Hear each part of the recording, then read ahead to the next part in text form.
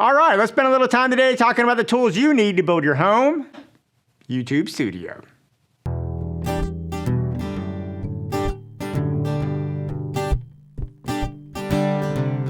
It is so awesome that we live in a time and era where you can actually think about making a home studio. And I thought it'd be really fun to talk about building a YouTube studio for 2022. Now, as you know, every studio is a little bit different. You need different gear in different places, but I know I get a lot of inspiration by looking at what other people have done. And I just wanted to share with that now with you about how I build my studio. Now, a couple things if you are thinking about building a YouTube studio. And the number one thing I would say beyond any piece of equipment or gear that you can buy is this. You need to designate a space for your YouTube channel. And this is by far the most important thing you can do because let's be honest, most of us have really busy lives and you need a place set up that you know you can quickly come and film. It's a matter of slapping a camera on a tripod, getting it to go and being good to go. If you do not have that component, you're really gonna have a hard time struggling to get a YouTube channel off the ground because you're gonna spend more time concentrating on setting things up and less time concentrating on content. And content is the number one thing you really need to be focusing on if you are a YouTube channel. And just having a space pre-lit, kind of set up, ready to go, that you can just flick a couple switches, just makes such a huge mental difference in being able to accomplish what you need to get for a YouTube channel. The other thing that's really nice about it is it does allow you to kind of create a signature look for your channel, which helps you kind of stand out from the other people out there. And I think that's what we're kind of branding ourselves in a way. Classic example is if you look at my space, I actually have a big black negative space here. I created my studio that way because I like to have a lot of stuff pop up and I wanted to have a dark area where it was easy to read text. So for me, that was important. So I designed my studio around that way. All right, so let's go ahead and take a look at my space. And the first thing I want to point out is I am actually in a garage. I'm not even in a climate control garage. I actually have a heater under here, keeping me a little bit warm because it's January. I'm a little cold right now.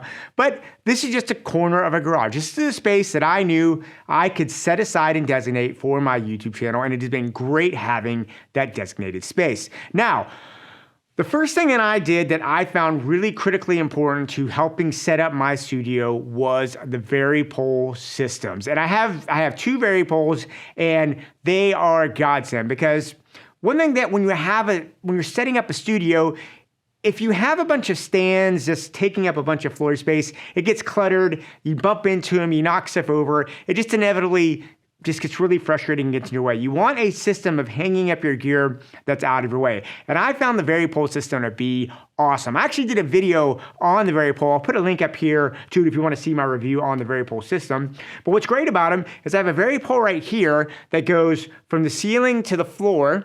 And what I have is I essentially hook my key light up here and I'm able to hook up my boom pole. And that's my main light there that I get. And what's great is it takes up this much floor space because that's how big a Varipole is and I can get all those things in there. I have a second Varipole that I have running the length of my garage right here that I basically use as a cross beam and I'm able to hang up my kicker and my accent light on there and it really serves a nice thing. And what it does, it just keeps this whole space wide and open and I love that. That's very, very important for me. It just makes it so easy when I come in here. I can just pop in, shoot. I'm not tripping over stands and getting in the way. So the Varipole is one of those things I think it's critical. If you have a smaller space, they are amazing because of how convenient they are in a studio setup. And they're really easy to set up and you have to take them down for some reason. They're really easy to set up. I like having arms and extenders. Those are pretty cool, but those do require drilling in the walls. The great thing about the Varipoles, they're not permanent. You can set them up and take them down and move.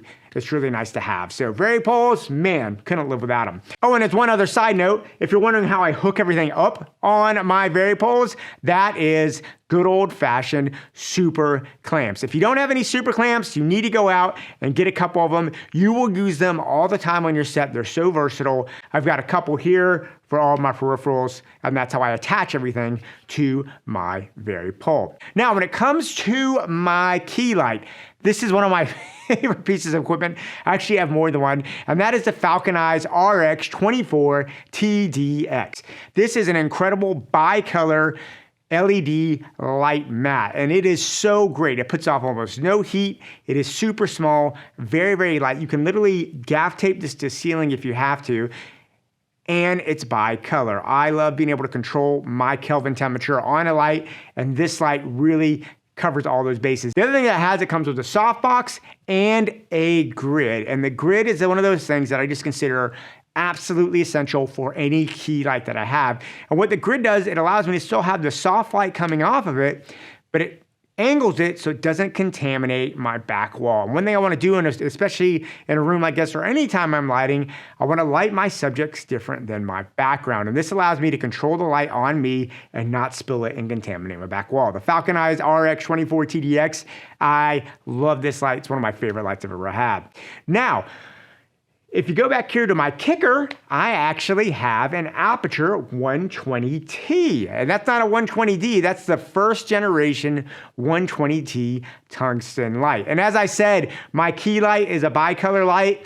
My kicker is a tungsten light. What I actually like to do is I like to set the Kelvin temperature on me to tungsten. I have a 3200 Kelvin temperature on me, and then that allows me to set the daylight balance on my back walls there to 5600 just to bring out the color contrast and make the blues pop a little bit more on my wall. So for me, having tungsten or lights that I can set to tungsten is very, very important, just because color contrast is one of those things that just adds a nice little kick and quality to your videos. The Aputure 120T, just like a 120D, except it's tungsten. It's a great light. I have barn doors on there just to control the spill on that, and it really does what I need to have. Now up top, I actually have an Amaran 200X, and this is a great hair light. And the big thing about that is that just allows me to have some light up here on the top of my hat so I don't blend in completely with the background. And I really, really love that Amaran 200X. It's a new light from Amaran. It's really incredibly powerful and cheap. I actually only run it at about 8 or 9% power. But it's great. I love it. It's nice having the bicolor component. I do set that to 3200 as well. But I actually love that light. I'm probably going to get another one of those because I think I'm going to start taking those on set with me. And then really my last set of lights that I have for my studio are the accent lights. And those are Yongnuo's YN216s that I have as my diagonal blue accent lights on there. I actually did another video on that. I'll put a link up here for that. But those are fantastic, cheap accent lights. I love them. I actually have multiple ones that I use all the time. These are actually older YN216s that I have that I just live here in my studio, and it's great to go. What I love about this is I have my studio basically set up all the time. I come in here, I can literally just come, switch one switch, and I cut on all my lights at once, and I'm not building the light. So these lights that are in my studio live in my studio, and they're very, very important for getting me up and running on time. Now, it's not just lights when we do a thing like this. We also need to be able to capture the sound. And this is a very personal decision for all of you. When I started my YouTube channel, I was actually using some Sennheiser lavalier mics to do my sound. And honestly, it just took too much time to set that up. I just didn't want to have to be running a lavalier mic on t-shirts and running it down. I just didn't want it. And so what I found is I have a controlled enough space. I actually love using a shotgun mic. That's how I record my sound. Now, the shotgun mic that I use is the Azden STM250 shotgun microphone. It's a great little microphone. I've been very, very happy with it. It's always gotten me what I need, especially with a deaf guy like me that has trouble controlling the volume of his voice. Yeah, it's pretty good. Does what I needed to do, and not too many of you have complained about it, although some of you have. And the boom microphone that I am using up here is just a Rode boom pole. It does exactly what you need to do. I love how it can stretch out. I have it set up there, hooked onto a Vari-Pole, and it hooks up to me, and it does exactly what you need a boom pole to go. But there's one thing here that's very, very critical for this boom pole. If you do any kind of shotgun mics at all, I cannot recommend this little piece of equipment that you're probably not thinking of enough that makes all the world of difference. And that is the Ore boom pole holder and grip head kit. And what this allows you to do, it allows you to basically take a boom pole like this. You can go out on set and use it on a C-stand, or you can rig it up like this in any way that you need it to. And it allows you to get the boom pole and living on a stand, and you don't have to have someone standing there holding it. And this is an absolute godsend if you have static talking heads. Now, if you're on a movie set and you got to follow actors around, you need someone moving it. But if you're in some place where someone is static, like a YouTube talking head or on an interview, these things literally save you having to get another crew member on set because you can literally set it up and get the boom pole. I love the Oray boom pole. And now another piece of equipment that I think a lot of people don't take into consideration when they are starting a YouTube channel is a teleprompter. It's really one of those things that makes a huge bit of difference. Now I know a lot of you will sit there and put notes on your computer or have written notes, and you can do that, but a teleprompter is just kind of nice because it allows you to have your thoughts on a screen right in front of the camera, and you're not looking away from your audience as you're talking. Now I'm not a guy that likes to do scripts. I never write out scripts. It's just not the way I work. I prefer to talk naturally about what I know. But for me, and I think for you as a YouTube channel, what a teleprompter is great of, it lets you jot down bullet points that you know you can hit. And I know once I get talking, like most of you, I'll say a bunch of things, but I may get back in the editing room later and then say, oh man, I wish I'd talked about X or I talked about Y, whatever.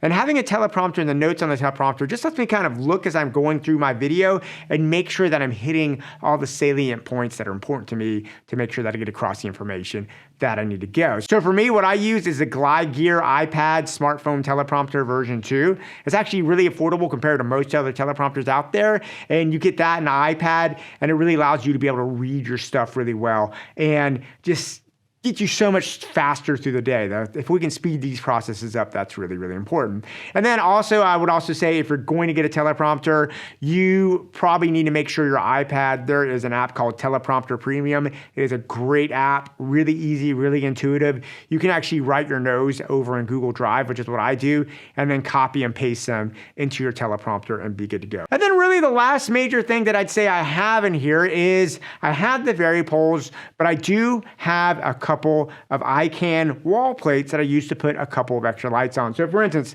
the light that I have down here, I have a curved wall plate that I can pop my light up on there. And if you actually look at my kicker, I have an iCan wall plate that I have hanging from the ceiling bolted in, where I bolted my light in there, so I don't have to worry about having any weird lights over top. It's just so nice having those wall plates on there, because it kind of goes back to what I was talking about at the beginning. If you can clean up your set and make your set as open and inviting without a bunch of stands anywhere, that's going to help you work faster, and it's going to be a much, much more enjoyable and permanent workspace for you that's consistent as you shoot. Oh, and you can't forget a table. Now, I recommend if you're doing a YouTube channel having some kind of table or desktop surface for you to work at, just because you're going to inevitably put computers, equipment, gear, notes, you name it, you'll put them on this table. Now, the table that I have is pretty simple. It's just a Sam's Club work table that I got from Sam's Club. Now, one thing I did do is I made sure I had a table that raised up I could raise to a certain high level. This one raises over waist height, which is really good. And then on top of that, I actually have an IKEA tabletop that I bought years ago for another job. I like the color, it's black. It gives me some negative fill up in my face from the bottom, which I really like. And literally I just set it on top of it and have it. It's good if I want to put materials on this desktop. It looks better than that Walmart desktop. And these things are pretty cheap. You can get them online and you can store them in a corner when you're done. And that's it. So there you go, guys. That is my home YouTube studio for 2022. I hope that was interesting for you. I'd love to hear what you have to say about this or any ideas that you might have. If you have any good studio ideas, please share them with me. I'm always looking for ways to upgrade my system, but hopefully that helps you and maybe inspires you as you're going out there trying to get your own studio set up for the year ahead. Anyway, guys, I'd love to hear from you. Leave me any comments down below. And yeah, go out there, keep on shooting, and I'll talk to you soon.